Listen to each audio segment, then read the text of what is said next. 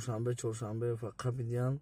26-летнего бойца ММА Чоршанбиева, который устроил гоночный беспредел в Лефортовском тоннеле, депортируют из России, постановил Останкинский районный суд Москвы. На нем Чоршанбиев за рулем Toyota Camry неоднократно нарушает ПДД, играя в шашечки по всему тоннелю. Что он делает? Что он делает? Салом алейкум, бародарҷоно. Як видео тамошо кардем, хеле нороҳат шудем. Ба кадом хотир нороҳат шудем? Ба хотире ки чоршанбе депорт мекардем. ҳоли медонам як хеле хай менависем, не хубш кардем, не ҳамихе бояд мекардем, не ки як чи гуфтанем бародарҷоно ки ин рӯз дар сари ҳамаи мо шумо ҳастад, лучи ба баъди ягон кас набошем. шерои аллоҳ ход вай кия ки чи нестай, ки ҳастай ки нестай, ба баъди ягон кас набояд бошем. Якумш демш чи гуфтанем? Чоршанбе туда сабр короче. Хайра оя ватан айда 2015 омади, меган 16 омади.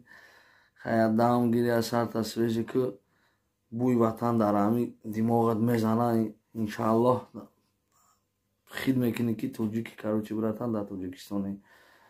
Ана чи гуфтанем шерои нар?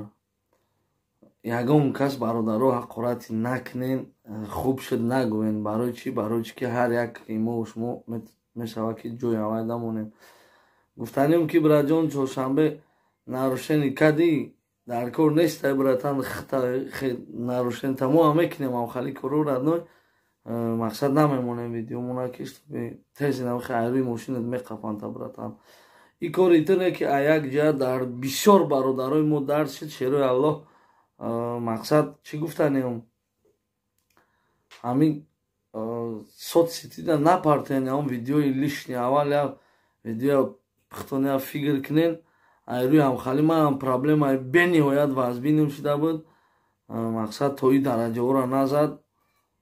ин ма бо фикр мекунам кадом душмане дошт ки ёрдамш кардаган, ида сахт ёрдамш кардаган, ба ёрдами кадом бародар шудаган. мақсад ина депорт кардам. шерои нар эҳтиёт кунен, мақсад то ҳамин рӯзода назанем. шерои нар ма мардак бори видеои ҳамира тамошо мекардам, ҳамчун ки ин мора мақсад гуфт мо тоҷикам нестем. ма видеоша тамошош мекардам, фахр мекардам ки мақсад тоҷики мо хали дерзкий.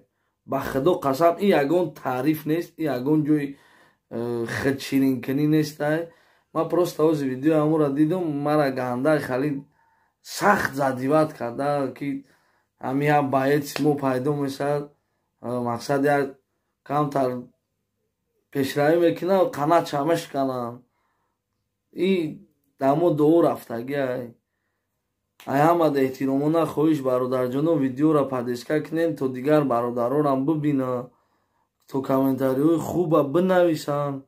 мақсад бениҳоят шута падишка сист. черои нар ина видео яду кас бародаро идеяҳо доданд ки мақсад авхали ки шери нар мо айдарин тамошо кунем. ай яду акҳо гуфтанд айдарин илтимос тамошо кунем. ҳами яду тавхали видео мақсад ягон кас бисёр банан хӯрда метавона ягон чи нашуд видео. як хелет менависе зур шери нар гап нестай. як хелет менависе мақсад навистаги як хелет ки хали туда намезиба брат. яхи одамо як корои кадестиам тоба кардам дар видео. худоҷон тоба, худо тоба. ина снадште набинен чӣ када. мақсад одамо як корои мекунанд тоба кардам. ан ҳамун айбай брат. як чиз хӯрдан як намуди спорта. ин ягон ҷои айб надора. фикри шахсии май братҷон. ай ҳамад эҳтиромона хоҳиш, агар ҳамин коро шумо дар хиш набиёяд бародарҷоно, мақсад то падилица накунен, комментариҳои хуб нанависен. мақсад ҳамин видеоро накунем лучи чи хеле ки шумо да маъқула шероина. барои чӣ ки мехоҳем мақсад қатъи мардумам кор кунем кам кам. идея каса мекунӣ занг мезана не наки хали кор мақсад дар кор нестай корот безеба. як кор дига мекунӣ бо ин хелда маъқул намешӣ. намедонӣ чӣ кор кунӣ хулоса. ولی همین چیزی یافته پرتفتر میگیریم شیرینان اگر مقصد همین میبینیم دیگر ویدیو رو مثل دستگیری نکنین فکر میکنم خیلی دستگیری میکنین شیرینان با همین خاطر خستم از این ویدیو کردستم 3 بار همین ویدیو چهارشنبه را تماشا کردم این چیستا بیارده میکردم شدگه حقیقت همین برادر در صبر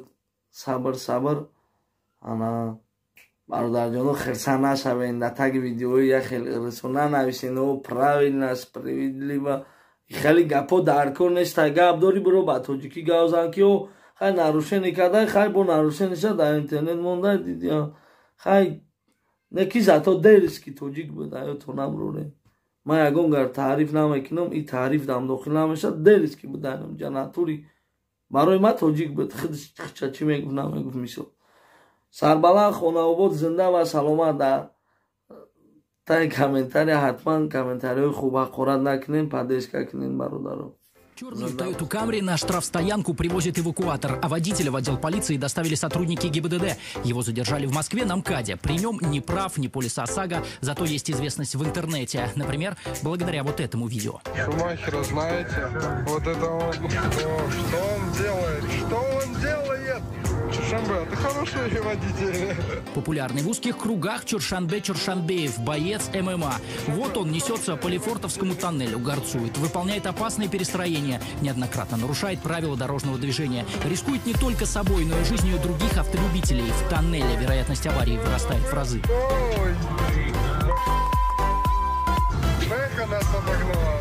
Видео гонки по тоннелю в интернете получило просмотры. Тот, кто на нем, порцию известности. Способ явно рискованный, глупый и нарушающий закон. А водитель, вызывающий себя, ведет не только в дорожном потоке, хамовато хвалится и перед полицейскими.